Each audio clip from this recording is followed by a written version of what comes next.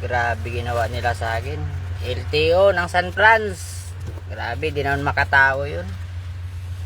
Tumpo natin na ano? Balos. Dapat 4 lanes yun eh, may center island. Dapat kung nangharang sila sa kabila, yung kabila may tao din sila. Kung talagang may bantay at nilagpasan ko, tatanggapin ko kahit ilang violation pa yan. Pero yung dinanan ko, ang linis, sa kabila lang ang may bantay, nandun lang yung ano nila, barrier. Mga naka-jacket pa. Sinigawan na ako pagtingin ko. Bumusin na ako kasi kala ko kung ano lang eh. Pagtingin ko maraming truck, LTO pala. Sinundan ako. Kinuha yung lisensya ko, tinakbuhan ko raw. 5 violation, 25,000. Saan ko gilapin yung 25,000 na yan eh. Hindi nga ako pagpadala sa pamilya ko eh. Gutom na nga ako eh. Grabing LTO ng San Franz. Nilagyan pa ng need seminar. Sino ba naman driver na hinarang ka na sa kalsada, takbuhan mo pa kung LTO yan? Eh wala, nandun sila sa kabila, sumigaw lang, malay ko ba kung grabe sila. Dis lang yung takbo ko. Walang nga talaga namang violation. Tapos nakiusap ako, tapang nung head. Pati tao niya, 3 sila, tatapang.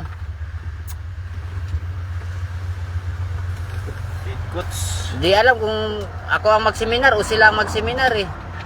Dapat lahat ng linya lagyan nila ng ng tao niya para mangarang, hindi yung dumaan ako eh sigaw na lang, yung pala LTO. Habulin na lang ako. 25,000, saan ko agilapin yan? Isang biyahe pa nga lang ako dito, tambay na ako sa Grahe. Wala pa nga ako na ipadalang pagkain sa mag-ina ko. Karmahin sana tong mga to. Nakiusap ako eh, yung service nila hindi pang LTO eh. Multicab na van eh. Nakikiusap ako kasi binubuksan niya yung pintuan. Ang daming pera dun sa loob, galing sa mga tracking na hinihingi. Grabe naman sila oh. Ang sitwasyon ko dito, hirap bumiyahe. Akala siguro nila pag nakabiyahe yung driver, big time na. Grabe. Maaksidente nga eh, hindi nga alam kung makakawin ng buhay sa pamilya eh. Pati paninigarilyo ko eh, sinama sa violation. Tatakbuhan ko ba sila kung nasa daanan ko sila? Sumigaw lang, malay ko ba kung LTO yun? Hinabol na ako. Grabe yung puta.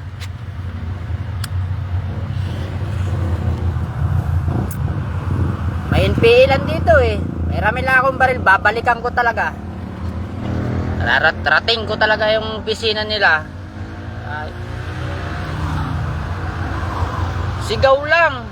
Pagkuha ng lisensya ko, tad ng violation 25,000, yun lang. Sino ba naman driver na pinara ka ng LTO, hindi ka ito kung nasa harapan mo? 4 lanes, may center island, nasa kabila sila, malinis sa akin. Siguro wala nang nahuli sa kabila, sinita na ako.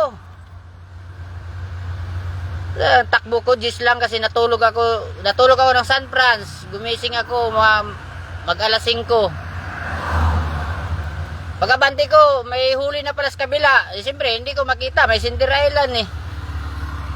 Ngayon, ang napansin ko lang, yung pagsigaw, mobile lang pulis. Nasa loob, 2. Yung pala, mga naka-jacket yung LTO. Ay, wala namang service ng LTO. Dandaan lang eh. Gislen takbo ko eh. Nagsindi pa akong sigarilyo eh. Kausap ko pa yung mag-ina ko sa cellphone. Bumusin ako. Nilabas ko yung kamay ko. Dandaan akong takbo. Kasi wala namang bantay sa daanan ko. 2 linya. Walang bantay eh. Walang barikada na LTO. Wala. Habulin ba naman ako? Binalagbagan ako sa kinuha lisensya ko. Siyempre hindi ako binigay ko dahil alam kong wala akong kasalanan eh.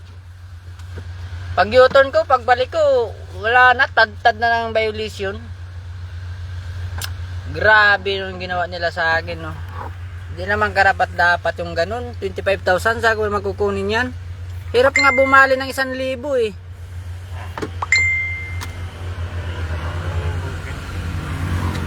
Kaya dito lang ako magsisi kung bakit may mga LTO yung pinagbabaril eh. Dahil sa kasopangan na sa pera eh. Yung truck, walang violation. Wala silang makuha ang violation sa truck. Ang ginawa, yung violation ko, yung pagtakbo ko, DTO, yung panigarilyo ko, smoking, reckless. 2 reckless to eh. Basta, halos 5 violation to. Saan na yun?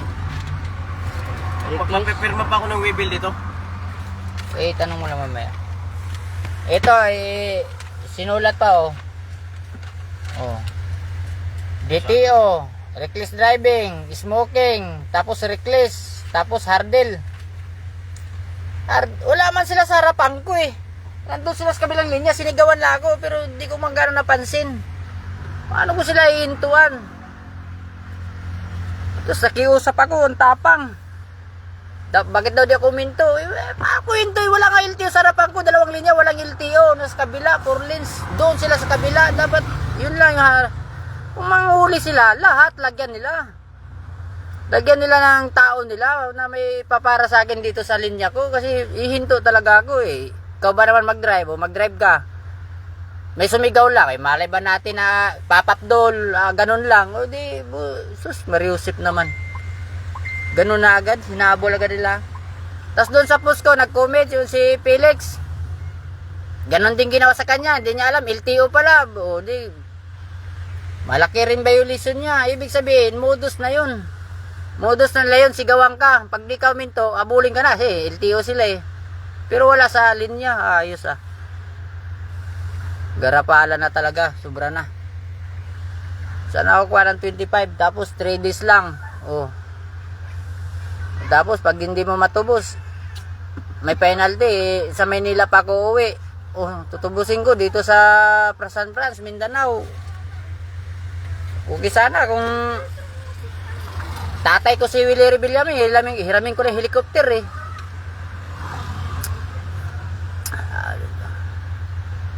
Sobra lang yung San Francisco.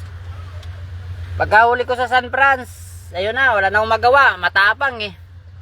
Nilagyan pa ng need seminar. Wala na magawa, nalanamlay na ako, may pangargad, bumiyahe pa rin ako pa Davao Plus. Sa unahan lang, LTO na naman. O yung tracking ng GNT na subcon, ewan ko anong tracking yun, muntik pa akong bumangga kasi natakot sa LTO. Naibanking ko na lang.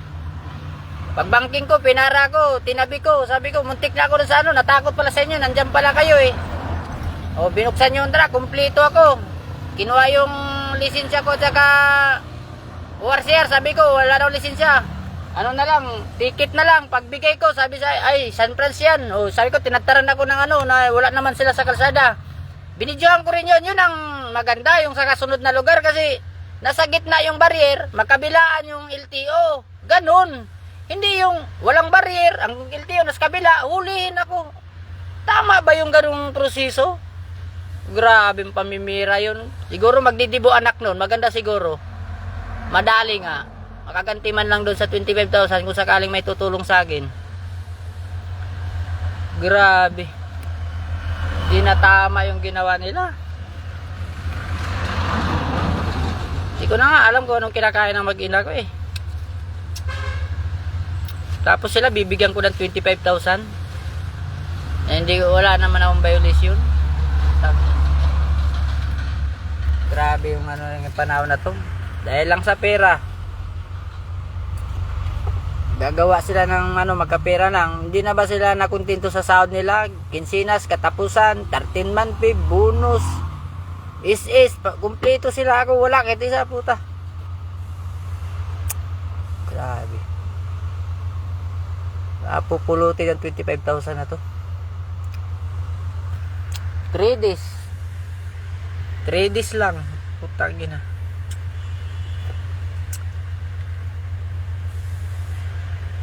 Sakit. Sakit sa loob, puta.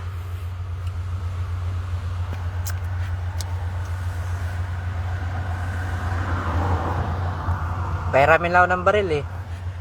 Babarilin ko talaga eh. Ay.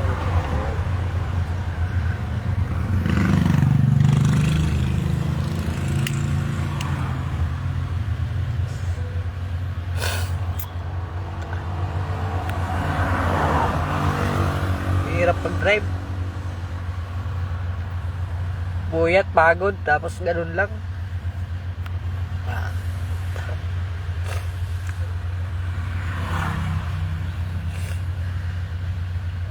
Natulog pa ako na San Francisco, puta, doon pala ako dadalihin. Ayop. Hirap man dituloy yung biyahe pag inantok. Aksidente naman, baka dali pa ako na ibang tao, buhay na may buhay. Siyempre, ingat. Ingat tayo sa kalsada. Pero yung mga buhaya, basta lamang huli. Wala pang office hours na nakabantay na sa kalsada eh. Grabing. Grabe. Woo!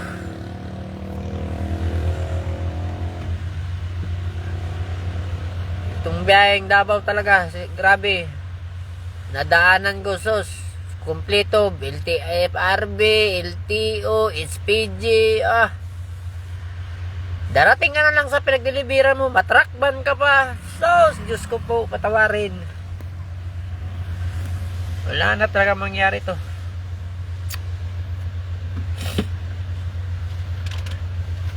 Hirap tayo sa biyahe. Tumagal ka nga sa serbisyo. Aksidente ka naman, mamatay. Okay sana kung mamatay, yayaman yung pamilya, mag-ina ko eh. Eh kung ganun lang eh,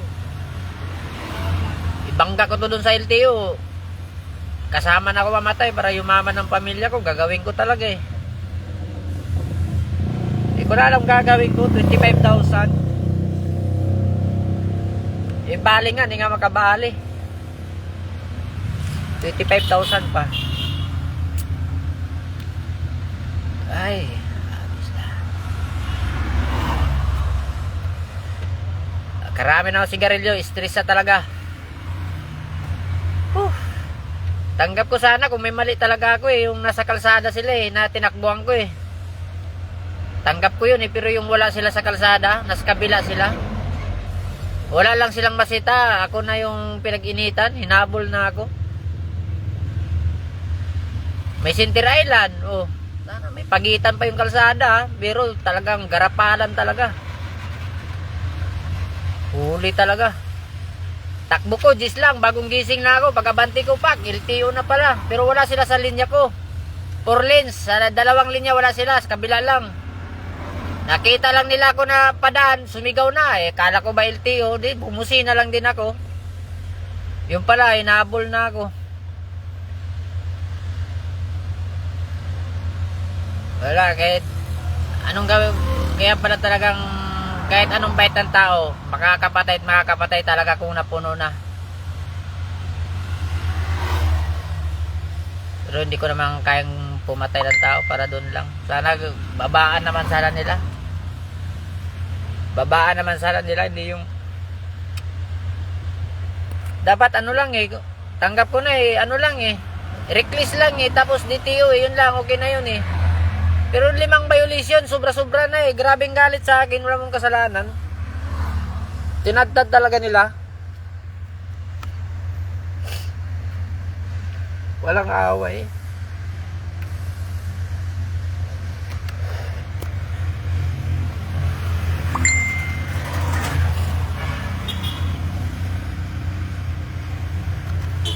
Sarap pagbatay.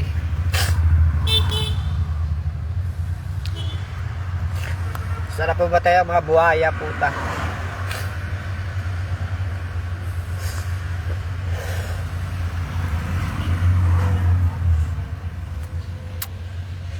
Pasensya na kayo.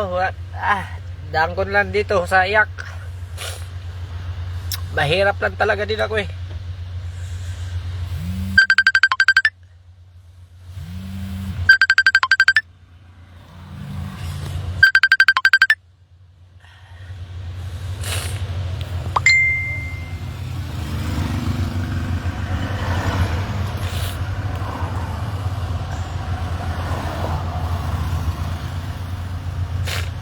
Salamat.